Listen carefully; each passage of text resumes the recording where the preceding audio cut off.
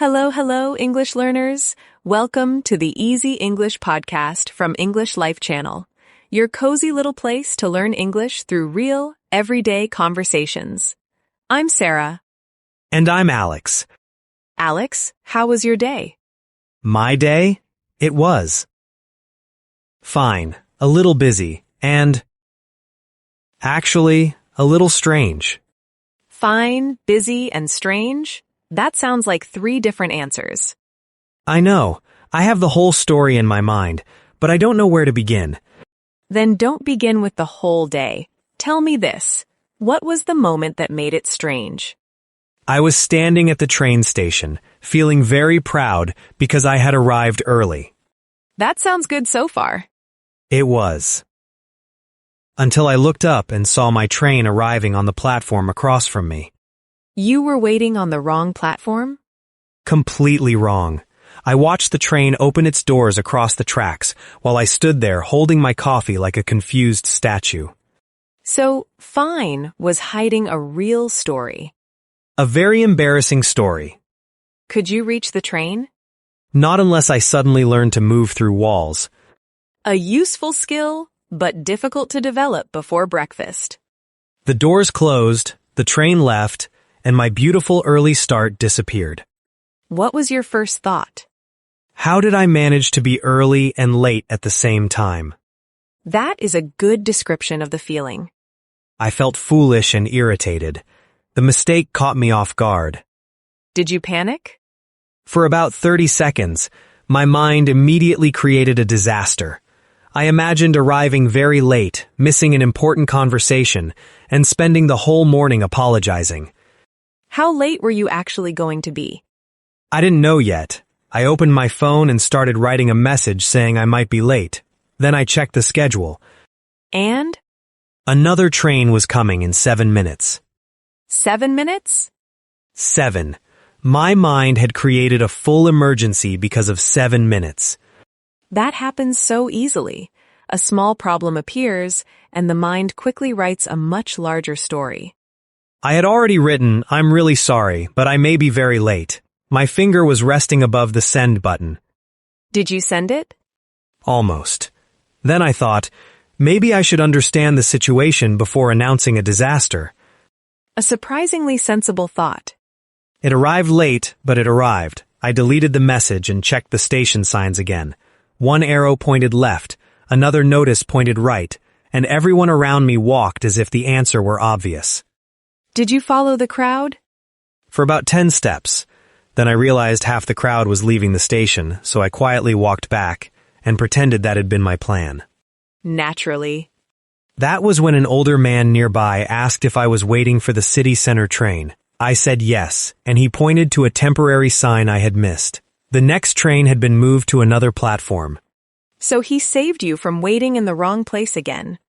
He did. I thanked him, crossed to the correct side, and caught the next train.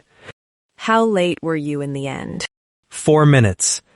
Your mind predicted disaster. Reality gave you 4 minutes. That small interaction turned things around. So when you say the mistake caught you off guard, you mean it surprised you before you were ready? Exactly. And turned things around means the situation started improving. Can you now replace fine with the real answer? Yes. My day got off to a shaky start because I waited on the wrong platform. It caught me off guard, but a stranger helped me find the next train, and that turned things around. That is a complete mini-story.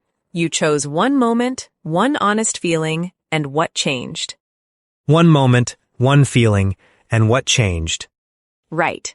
You don't need to describe every hour.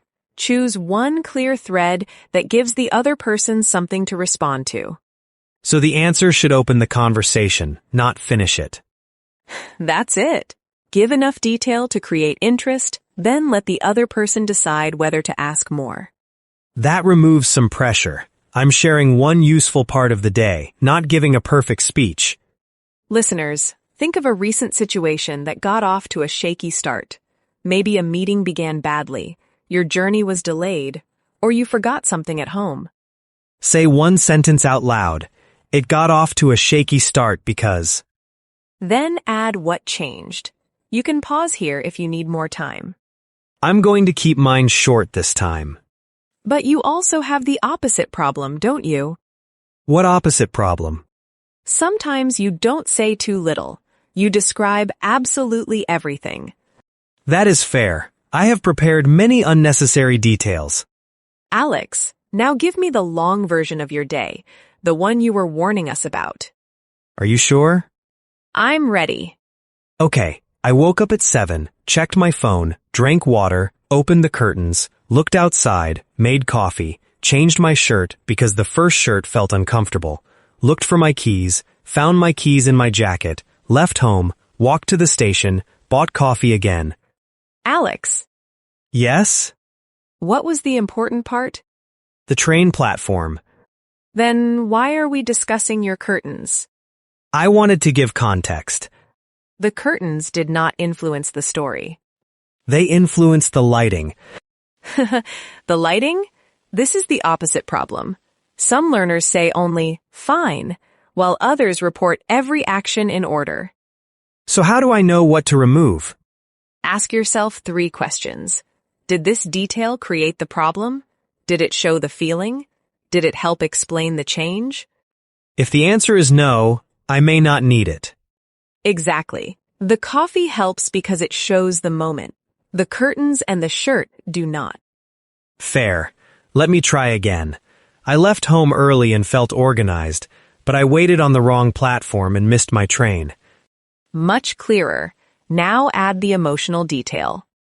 The mistake caught me off guard, and I felt foolish. And the change? A stranger helped me find the next train, and I arrived only 4 minutes late.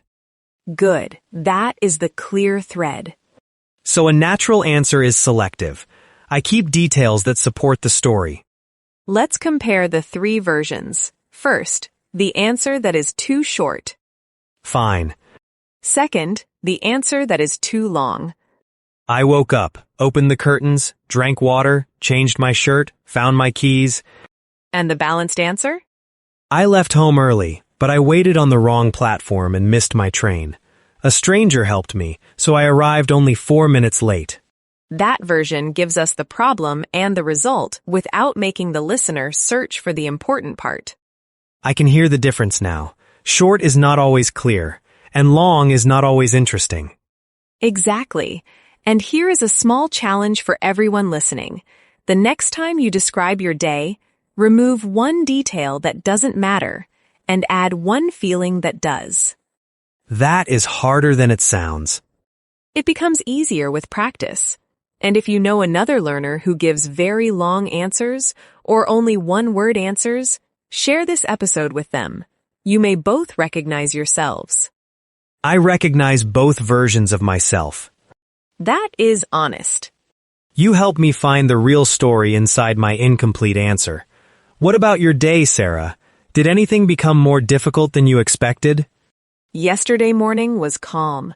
I made breakfast, answered 2 messages, and felt unusually organized. That sounds dangerous already. Dangerous? Whenever I feel unusually organized, life seems to notice. That is exactly what happened. Before lunch, I had an important work call. I knew the topic, I had notes in front of me, and I thought I was ready. But I tried to explain too much at once. I started with one point, jumped to another, added some background information, and then returned to the first point without warning. So the information was correct, but the order was confusing. Very confusing. Can you remember what the explanation sounded like? Something like, we may need to change the date because the first option affects the second step, although that depends on an earlier decision that may not be final. I understood every word separately, but together they formed a cloud. That is how it sounded. The other person finally asked, so, are we changing the date or not? A very reasonable question. And instead of answering yes or no, I gave them more background information.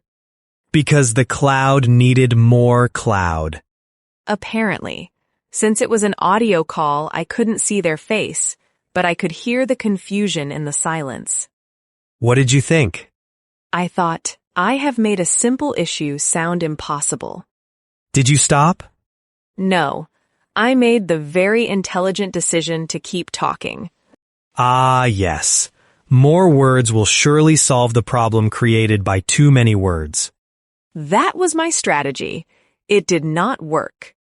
What changed? After another minute, I stopped and said, let me start again. The main issue is simple. Then I said, we need to choose the date first. After that, we can confirm the second step. Same information, completely different order. Right. One decision came first, and the next step came second. Then I gave one example and asked one direct question. So clear English is not always about using easier vocabulary. Sometimes the listener simply needs one idea at a time. Exactly. And did that help?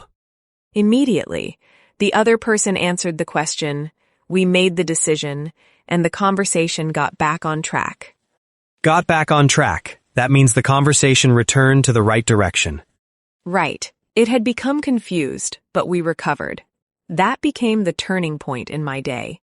Did the rest of the day still feel awkward after that? For a while, I felt embarrassed after the call, so I kept replaying the first few minutes in my mind.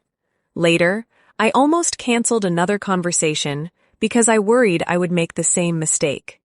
You thought one awkward moment might repeat itself. That was the fear, but I decided to join the second conversation anyway. This time I kept my explanation simple. I spoke more slowly, asked one question at a time, and listened carefully. How did it go? Better than I expected. The conversation felt natural, and the other person even thanked me for making the issue easy to understand. That must have felt good after the first call. It did. One awkward conversation didn't define the entire day. By the end of the day, I felt relieved because I had adjusted instead of avoiding the next opportunity. So your day had a clear shape, calm beginning, awkward middle, better ending. Right. I could say, my day started calmly, but one work call became confusing because I tried to explain too much. I simplified my point, got the conversation back on track, and handled the next call much better. That answer is not too short, and it is not a complete documentary. Right. It gives the listener something to respond to. The moment was the confusing call. The feeling was embarrassment. What changed was your approach. You found the structure quickly. Can I use get back on track outside a meeting? Yes, you can use it whenever something returns to the right direction. Maybe your study routine disappears for a week, but one quiet evening helps you get back on track. Or I spend too much money one weekend and try to get my budget back on track. You've got it. You understood it from the situation instead of memorizing a dictionary definition. That feels easier because I can connect the phrase to a real problem. Good. Now, listeners, think of one day that changed direction. Maybe it started badly and improved, or started well and became difficult. Complete this sentence in your mind. My day started, but...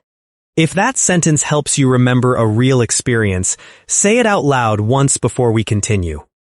Good. Keep that real sentence in mind as we continue. Sarah, your work call story showed a social problem. My train story showed a practical problem. What if nothing dramatic happens, but one small moment still stays in your mind? Then choose that moment. Last week, I left a shop carrying 2 bags just as it started raining. That already sounds inconvenient. The wind pushed my umbrella inside out. One bag slipped down my arm, and I stood there looking completely defeated. Please tell me no one saw you. A woman leaving the shop saw everything. She looked at the umbrella and said, "That thing has given up." Haha, accurate, but not especially comforting. We laughed, and she held one bag while I fixed it. The whole moment lasted about 2 minutes, but it lifted my mood. So, lifted my mood means it made you feel lighter or happier? Exactly. I could say, one thing that stood out was a funny moment outside a shop. My umbrella turned inside out, and a stranger helped me. And stood out means that was the part you remembered most? Right. Listeners, think of one small moment from today that stood out. Complete this sentence. One thing that stood out was... Keep it to 1 or 2 sentences. The curtains have already taught us that. A useful lesson from a very patient pair of curtains. Sarah, I have a question. Do we always need to mention a feeling? No. Sometimes an action or result is more natural. For example, one thing that stood out was finally completing a task I had avoided. Good, because I have a story like that. What were you avoiding? A customer service call about a charge I didn't recognize. How long did you avoid it? Nearly a week. Why? I expected the call to be difficult. In my mind, I would wait for 40 minutes, explain the issue 3 times, and finish with no answer. So every day you thought, I'll do it tomorrow. Yes, and tomorrow kept moving. The task took up space in my mind even when I wasn't doing it. That is an important detail. Avoiding a small task can use more energy than completing it. Yesterday, I looked at the charge again and decided I was tired of carrying it around mentally. I wrote down 3 things: the date, the amount, and the result I wanted. That was smart preparation. What did you plan to say first? At first, nothing. I was afraid I would call and suddenly forget why I was there. Let's make it simple. I'll be the representative. Hello, I'm calling about a charge on my account that I don't recognize. What information do you have? The charge appeared on Tuesday, and the amount was $24. And what result do you want?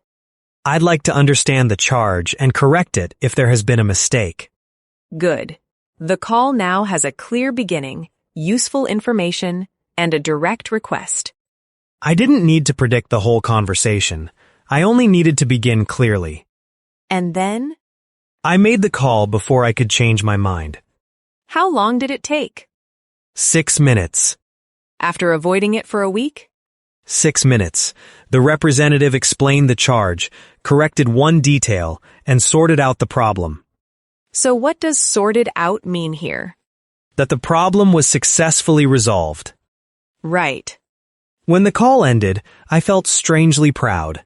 It wasn't a major achievement, but I had finally done something I had been putting off. Putting it off means you plan to do it later, while avoiding it focuses more on not wanting to face it. So I was doing both. That distinction fits your situation. And writing down the date, amount, and result made the task feel smaller. That is useful beyond customer service. When a task feels vague, give it 3 concrete details. That often makes the first step easier. My short answer could be, the best part of my day was finally making a call I'd been putting off. I wrote down the key details, made the call, and sorted out the problem in 6 minutes. That answer shows a small win. But I have a question. Is the best part too positive for something as boring as customer service? Not at all. The best part doesn't need to be exciting. It can be relief, progress, or simply removing a problem from your mind. So I could also say, the most satisfying part was finally dealing with something I had avoided. Yes, I would use that in a real conversation. Let's give listeners a quick choice. Which sentence sounds stronger? I called customer service.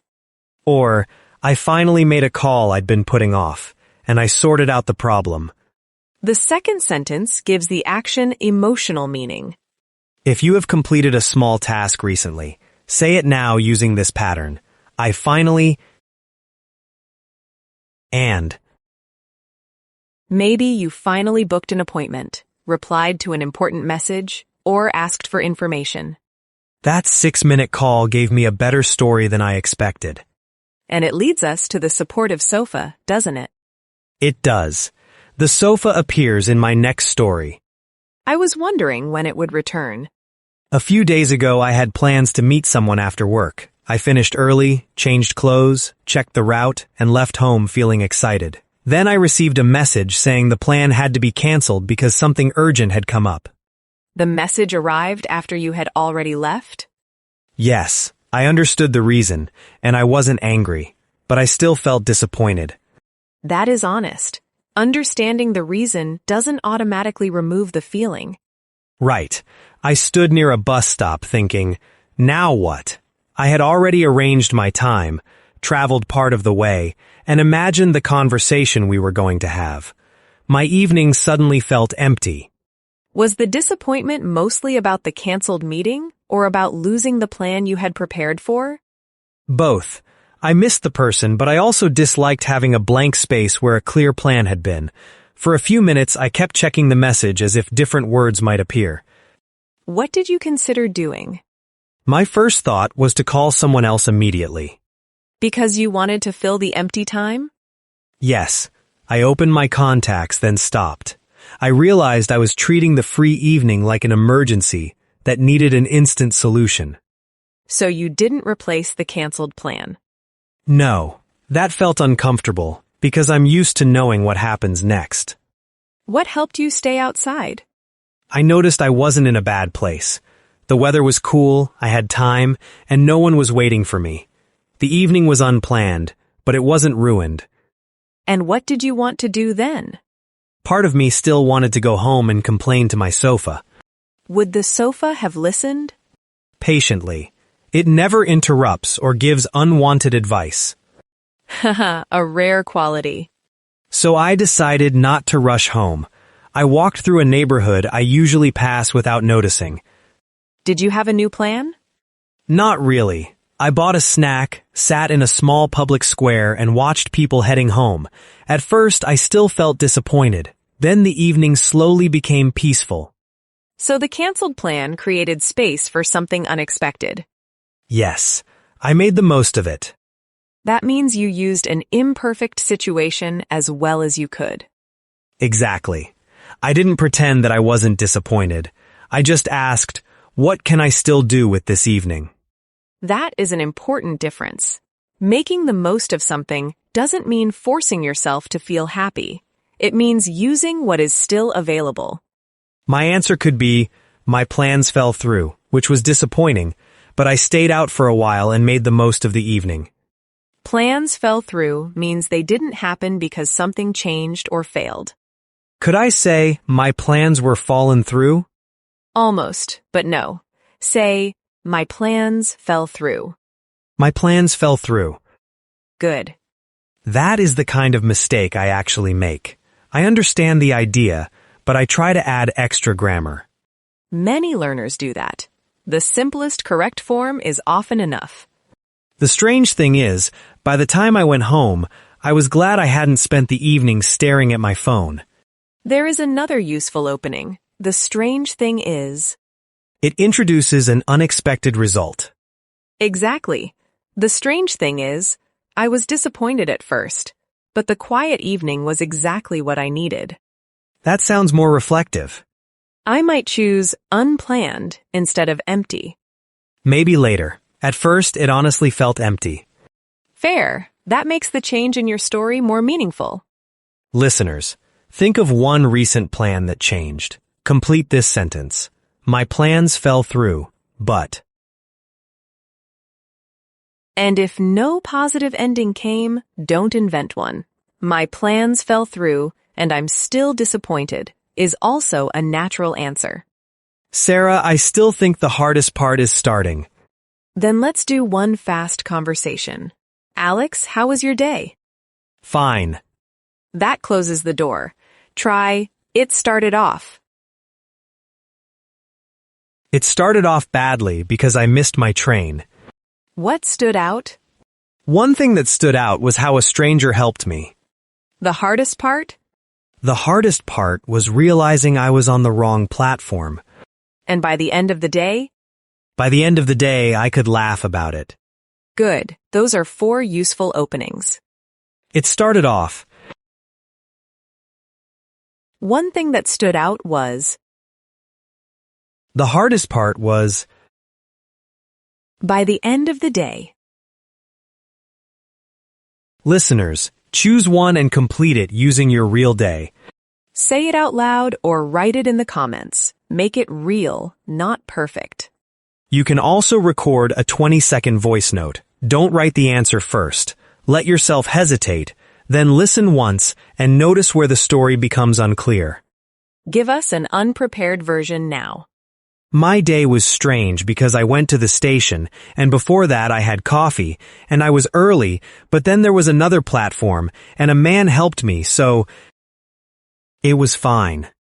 What do you notice? I reached the important moment too slowly, used and too many times, and somehow ended with fine again. Try once more, but begin with the problem. My day got off to a shaky start because I waited on the wrong platform. I felt embarrassed, but a stranger helped me, and I arrived only 4 minutes late. Much stronger. The important moment arrives immediately, and the ending shows what changed. Hearing both versions helps me notice the difference. Good. Choose only one thing to improve on each attempt. If you hear too many details, choose the strongest moment. If the answer stops after one word, add what happened next. That gives you a simple way to practice speaking and listening with your own voice. Keep the voice note short, honest, and easy to repeat. Can we test the 4 phrases I most want to remember? Quickly, your morning begins badly. It gets off to a shaky start. A sudden question surprises you. It catches me off guard. One clear explanation fixes a confusing meeting. It gets the meeting back on track. Your plan is canceled, but you still use the evening well. I make the most of it. Good. Listeners, choose one of those 4 expressions and make one true sentence. I'll choose get back on track. I use that one often. Alex, can you now answer, how was your day, without saying, fine? Yes, my day got off to a shaky start because I waited on the wrong platform. I felt embarrassed, but a stranger helped me, and I arrived only 4 minutes late. Clear and natural. And if you need a very short version, say, it started badly, but it improved. If the listener asks, add more. Listeners, answer this question out loud now. How was your day? Use one opening, one meaningful detail, and what changed. One thing that stood out was, by the end of the day, say your answer slowly once, then say it again at normal speed. on the second attempt, listen to the rhythm instead of judging every grammar choice. Does the important moment arrive early, and can the listener understand what changed? If the answer feels heavy, remove one detail. If it feels too short, add one feeling or result. If you lose your place, return to the 3 steps. That is enough editing for one attempt. I also don't need advanced vocabulary to sound natural. Right. A specific, honest sentence is better than a complicated sentence that doesn't sound like you. And the expressions should support the story, not control it. Correct. Don't invent a train station just to use caught me off guard. Unless you are currently standing on the wrong platform. In that case, check the sign immediately. That might be the most useful sentence in the episode. Every story today had the same simple shape. One important moment. One honest feeling. And something changed. The wind still won against the umbrella. And the sofa still listened. But you finally checked the platform. Mostly. Today, answer, how was your day, in 2 or 3 sentences. Use one opening, one meaningful detail, and what changed. Share it in the comments, then ask one learner a simple follow-up question. If this episode helped you move beyond fine, like it, subscribe to English Life channel and share it with another learner. Your English doesn't need every detail. It needs one clear thread. One moment. One honest feeling. And what changed? Keep practicing, and remember, progress over perfection. Also remember to check the platform. Especially Alex. Goodbye, English learners.